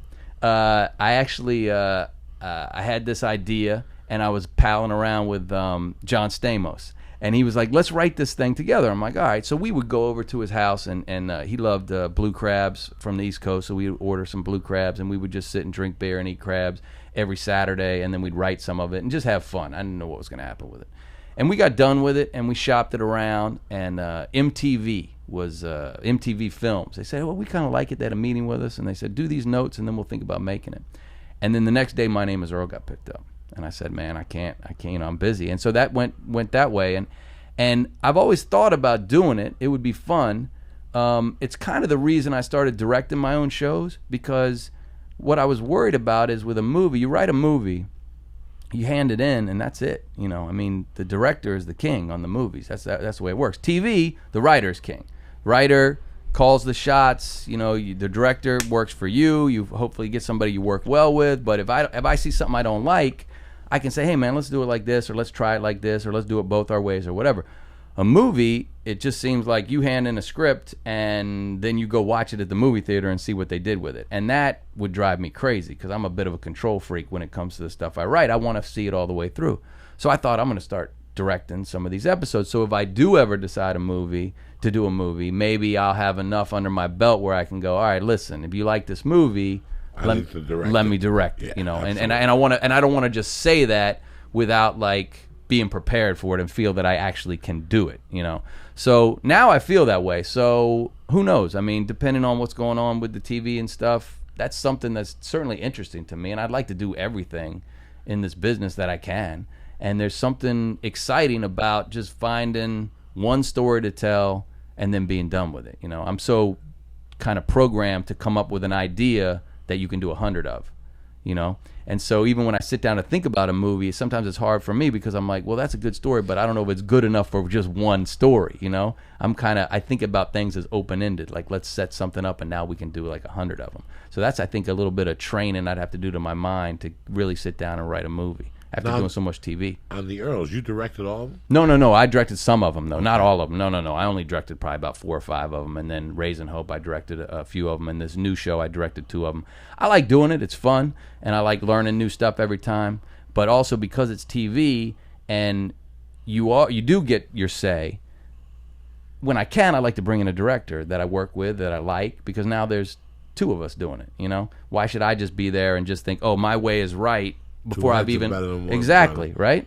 And so when you find the right people, sometimes you work with somebody and it's like they want to, especially if they've done movies and stuff, they come in, it's going to be my way, and then you figure out, okay, well, we're not going to work well together, this isn't going to happen again. But for the most part, you get people that realize it's not about ego, it's not about, you know, I get my way or whatever, it's just about we're just here to make the best show we possibly can. And once they realize that, then it's like, it's just easy, you know, everybody's just having a good time, and you throw out your ideas, I throw out my ideas, we take the best ones. If we disagree, we'll shoot it both ways, you know, what have you. At least from a writer's point of view, even though everyone loves movies, is it more fulfilling to do a TV show? Because you only have at most 2 hours, 2:30 if you're really pushing it. With a TV show, you could do even one season of 20 episodes is longer than that. So like, even though it would be great to do a movie, do you like it more because you're writing more? You know, I couldn't answer honestly until I maybe got the chance to do the movie, and I'm sure it would depend on the movie, but I do like that. I like working with a group. Right. You know, even though in this last show I didn't have a writing staff, I like working with a group. I like doing that and having the fun and the camaraderie, and everybody's busting balls all day long, and you're there at 2 a.m. and you're banging your head against the wall trying to figure out a story, you know, whatever. That's all, you know, it's hard sometimes, but it's also fun. So I like that, and I like kind of having a steady gig too, you know, like having, all right, I know I got to do this, I got to go do that. There's a structure to it that I like, whereas, you know, with movies, I can see how those guys don't get stuff done for a long time. When it's just you sitting in a room and you got to self-motivate to write this script that you have no idea if somebody's going to shoot. In TV, you know they're going to shoot something. You're at the end of the day, they got to shoot something. A movie, you could be writing forever, which I think happens most of the time, and it just gets put on a shelf, and then like, what did I do? So I like the certainty of TV too. You know what's crazy? What the fuck was I just thinking about that? I was going to ask you. You guys got me on a different. It's his fault. That's his fault. I apologize. No. It was interesting what you had asked him. What the fuck was I going to ask you? Jesus Christ, I got to take my pills. Well, I don't even take pills. I'm just lying. You'll remember tonight at the Ice House. Yeah, right in the middle of right in the middle of the set. That's the worst. When you have something and you get so involved in somebody's conversation, and so like I'm blown away that you're here. I like this kind of talk. Like this talk, you know, we never really have this type of talk with the guy in your league, so it's a beautiful thing. I'm pleased to be here. No, I'm happy you made it out. I hope people find it interesting. I'm glad we got to at least talk about the dead body and stuff, because when I listen to the show, I'm like, I want more crazy fucking stories nonstop. Yeah, so crazy. Yeah. But no, I'm happy that we're both character-y guys. I sit there at night and giggle about the people that I've met in my life. Yeah. Sometimes I go, Jesus Christ, like whatever happened to him? Like within prison, even there was a black dude I met in prison that would call his house collect every night, his wife, and at the end of the conversation he'd go, "Don't call back in no more." And he'd slam the phone and walk to his cell. Like, you don't know how many nights I've stayed up thinking about what is that guy doing with his life today. You know what I'm saying? He's probably not on Facebook. You probably can't check in on him. I mean, I think that's part of the fun of writing, right? I mean, it's like just taking all the stuff that you've seen and mixing 2 characters into one and stealing a little something from here and there. And, you know, even with this new show, people are like, well, where'd you come up with these, like, townspeople that live in this mountain town? Like, what TV show and movie did you like? And I go, TV show and movie? No, I'd go up to the little town and I'd go to the bar and I'd talk to people and, you know, get to know people and you know, from real life, you know. I think for me that's the most fun about it, is actually going and living things and then trying to figure out a way to put those into scripts, actually leaving your house and doing stuff. I did this one pilot. You might like this story. I did this one pilot called Super Clyde, and it was about this guy that inherited some money, and he worked at a fast food place. He inherited money, and then he decided that he was going to give the money away. That was going to be his purpose in life now. And we ended up shooting it twice for CBS, but it never got on. But it was all inspired by during the writer's strike, during My Name Is Earl, right about the time that you were on, because the writer's strike was kind of right. That was right in the middle of that stuff. So the writer's strike hit, and I didn't have anything to do. I didn't have a job. I knew it was going to last for a while. I was going to ask you about this. Yeah. That's right. So I'd always wanted to write a book about me doing a bunch of minimum wage jobs. Because growing up, I worked at my uncle's lawn business, landscaping. I worked at the gas station, pumping gas. I had real jobs, hard jobs. But one time I was sitting at the Roy Rogers in Maryland eating a burger over like Christmas break or something like that. I was doing Yes There at the time, and I was just eating the burger, watching everybody, and I thought, can I still do a hard job? Am I too spoiled at this point? People bring you your lunch, whatever. Can I still do an 8-hour shift? And I thought it'd be fun to just do a bunch of jobs, like 30 days at a time, do the job, write about it, talk about my adventures, meet the people, and then for a little game show element to the book, I thought I'll pick one person in the restaurant that works there, and at the end of the month, I'll give them $10,000, and then I'll just disappear. And then I'll go to the next job. So this was an idea I had, but then I never had time to do it. I was always working. And so then the writer's strike came, and I thought, all right, I'm going to do this. I'm going to just see what it's like, see if it works. So I got in my car, and I started driving up the 101. I pulled off. I went past 2 exits because I didn't want anybody from my neighborhood who was going to go get fast food to see me. I went 2 exits, pulled over, went into a McDonald's, filled out an application, went into a Taco Bell, wrote my name on a napkin. Then I went into Burger King. Lady sat me down. She goes, let's have an interview right now. So we had an interview. What did you put down as your background? Yeah, so I got it. I'm talking to her, right? And I'm telling her that because I got to explain my driver's license. I got to explain my neighborhood. And not a lot of people in my neighborhood are going and filling out applications at Burger King, right? So I go, well, I live with this family, and I take care of their kids during the day. So I can really work from like, once they go to school, from like 9:30 to like 3 when they finish school. Because I also didn't want to I worked a lot of hours on My Name Is Earl, and I didn't want to all of a sudden look at my kids and go, oh yeah, now I don't have to work, but I'm still not going to be with you because I'm going to work at Burger King. So I wanted to work while they were in school. So that's what I came up with my backstory for this woman, and I gave her my friend's number, and he was going to say that I did some roofing with him or something like that, but she never called, and she hired me on the spot. So I went home and I told my wife, I just got hired at Burger King. She said, you're fucking insane. I said, no, this is going to be good, right? I'm going to get some material from this. So I went up there, I started working. They give me a little shirt. They give me a small, it barely go, like it's a belly shirt. Like you can see my belly. Like it's so tiny, and I'm uncomfortable in the thing, and I just start working on the cashier, and I'm cleaning the tables, and I'm a janitor, and I go home every night and I write, stuff about it, and I'm writing funny stuff that I think is funny about my experience with it. And I'm trying to get to know the people because I still want to do this game show element to it. I want to follow it through just to see how it works. But everybody, not a lot of people spoke English. They spoke Burger King English, right? They knew everything on the menu and stuff. And I was learning Burger King Spanish, but to talk with each other was tough. I'd always have the manager around when I try to talk to somebody else, and so she could translate. So I try to get to know people and stuff. So about 2-3 weeks into it, it starts to get a little boring because I run out of stuff to write about. Now I'm just working at Burger King. And I'm like, what am I going to, and I thought I could screw around, I could mess around, I could make it funny if I start screwing around, but everybody's working so hard. They got 2 jobs, the manager working. I don't want to be an asshole and start messing around. So I just worked my ass off. I worked hard at that place. I did everything I could to be.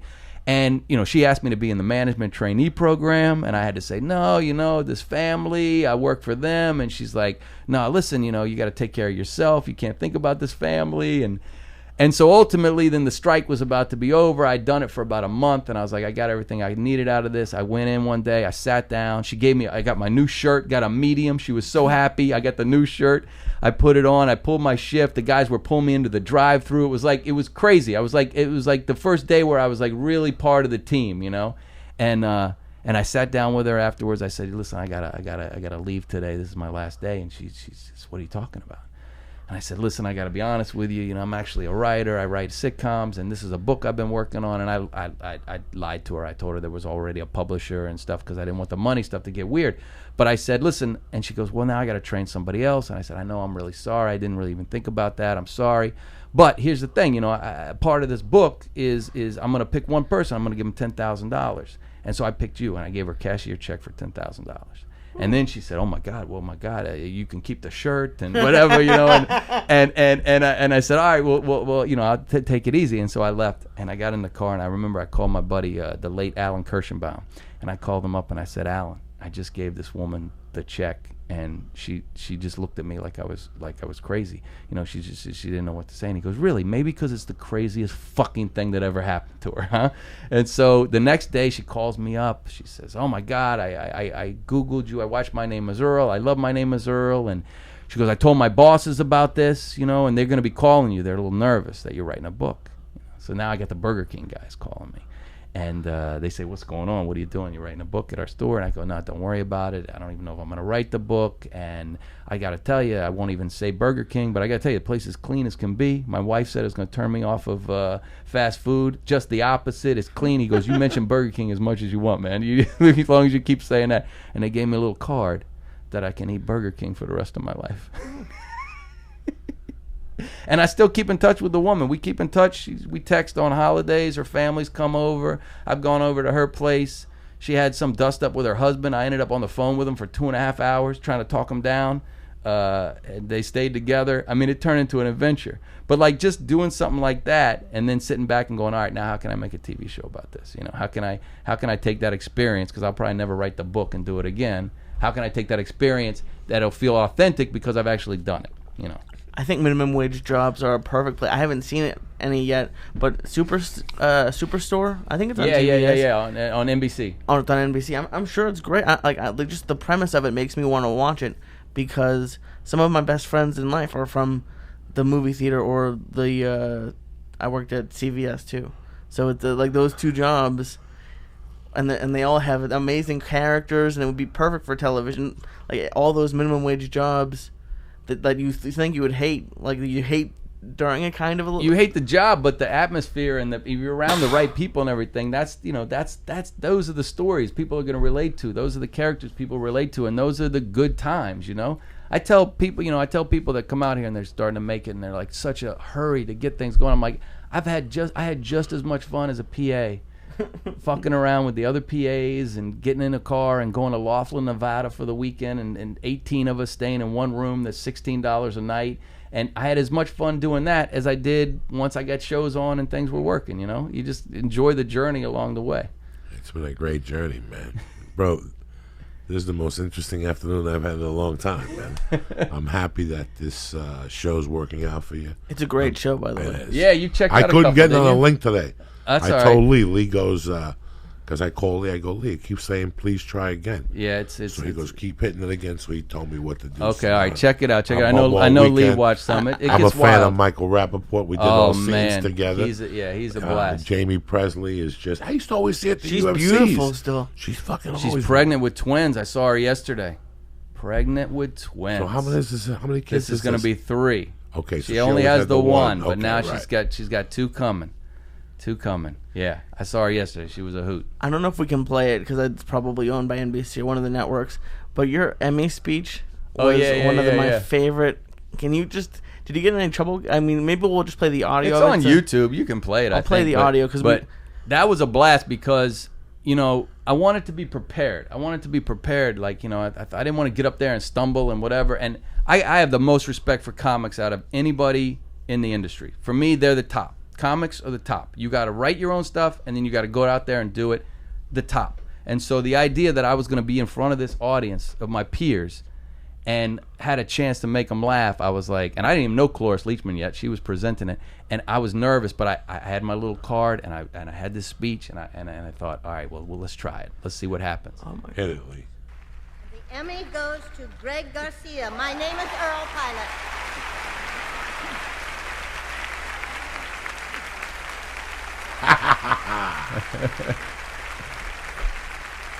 Yeah, I'm nervous as hell right there. I got a Xanax in my pocket. I'm getting ready to take it. Look at all those people. I'm terrified. I just found this last night. I got a kiss from Cloris Leachman. I don't have time to thank everybody that I should, so I thought it'd be easier if I mentioned a few people I do not want to thank. My 8th grade social studies teacher told me to sit down and shut up because I wasn't funny. No thank you, Mr. McAdoo.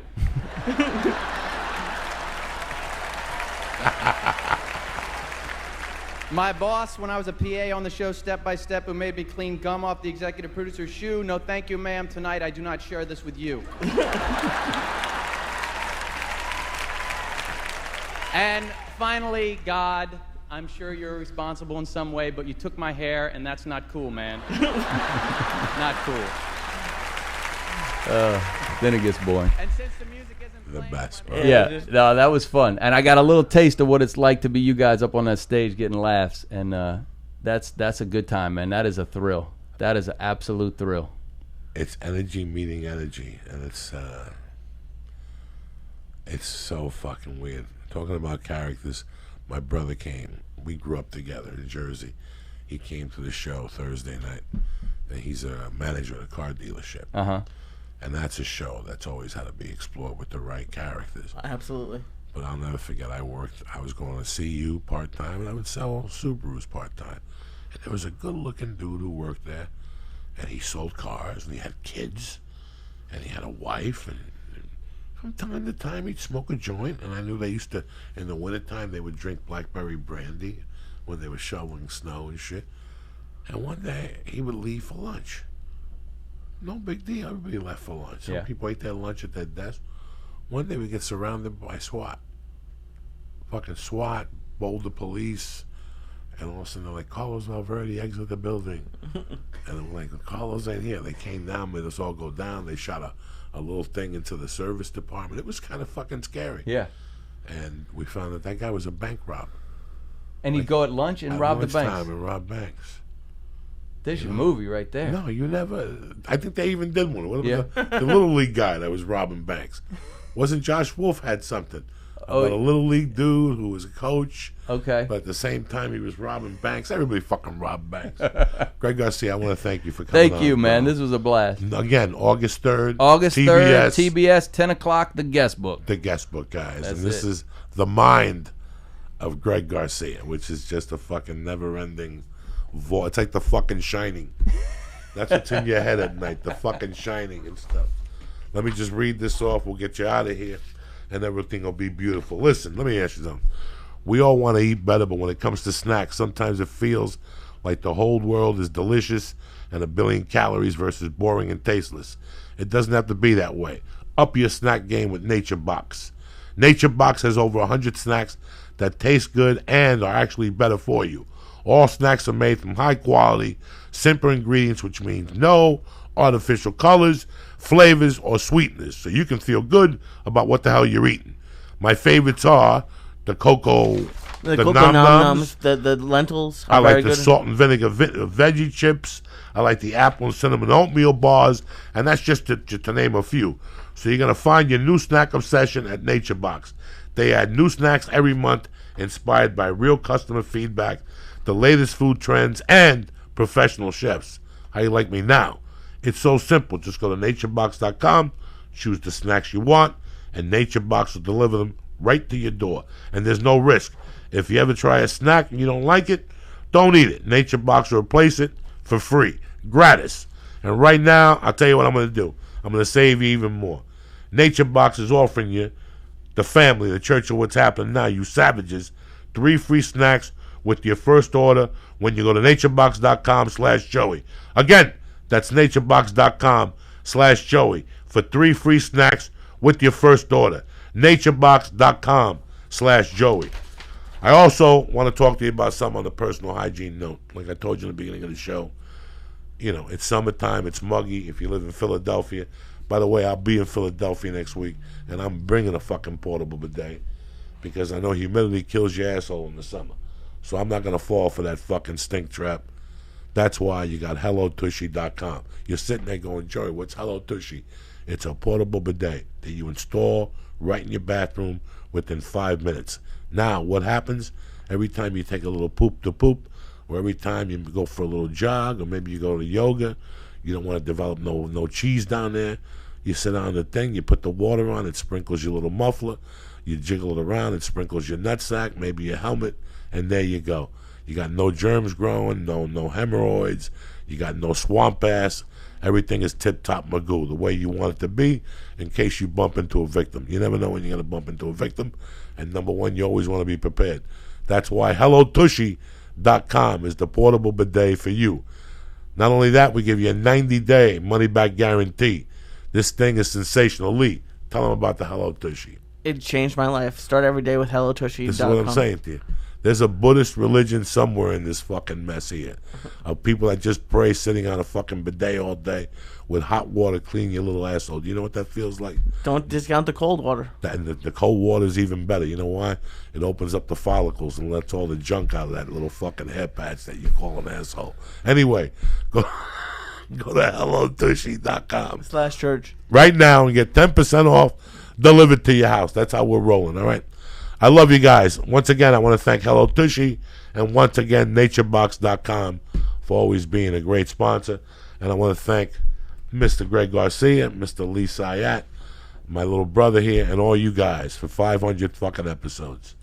I love you, cocksuckers. Have a great weekend. We'll see you next week. Stay black. Hit it, Lee.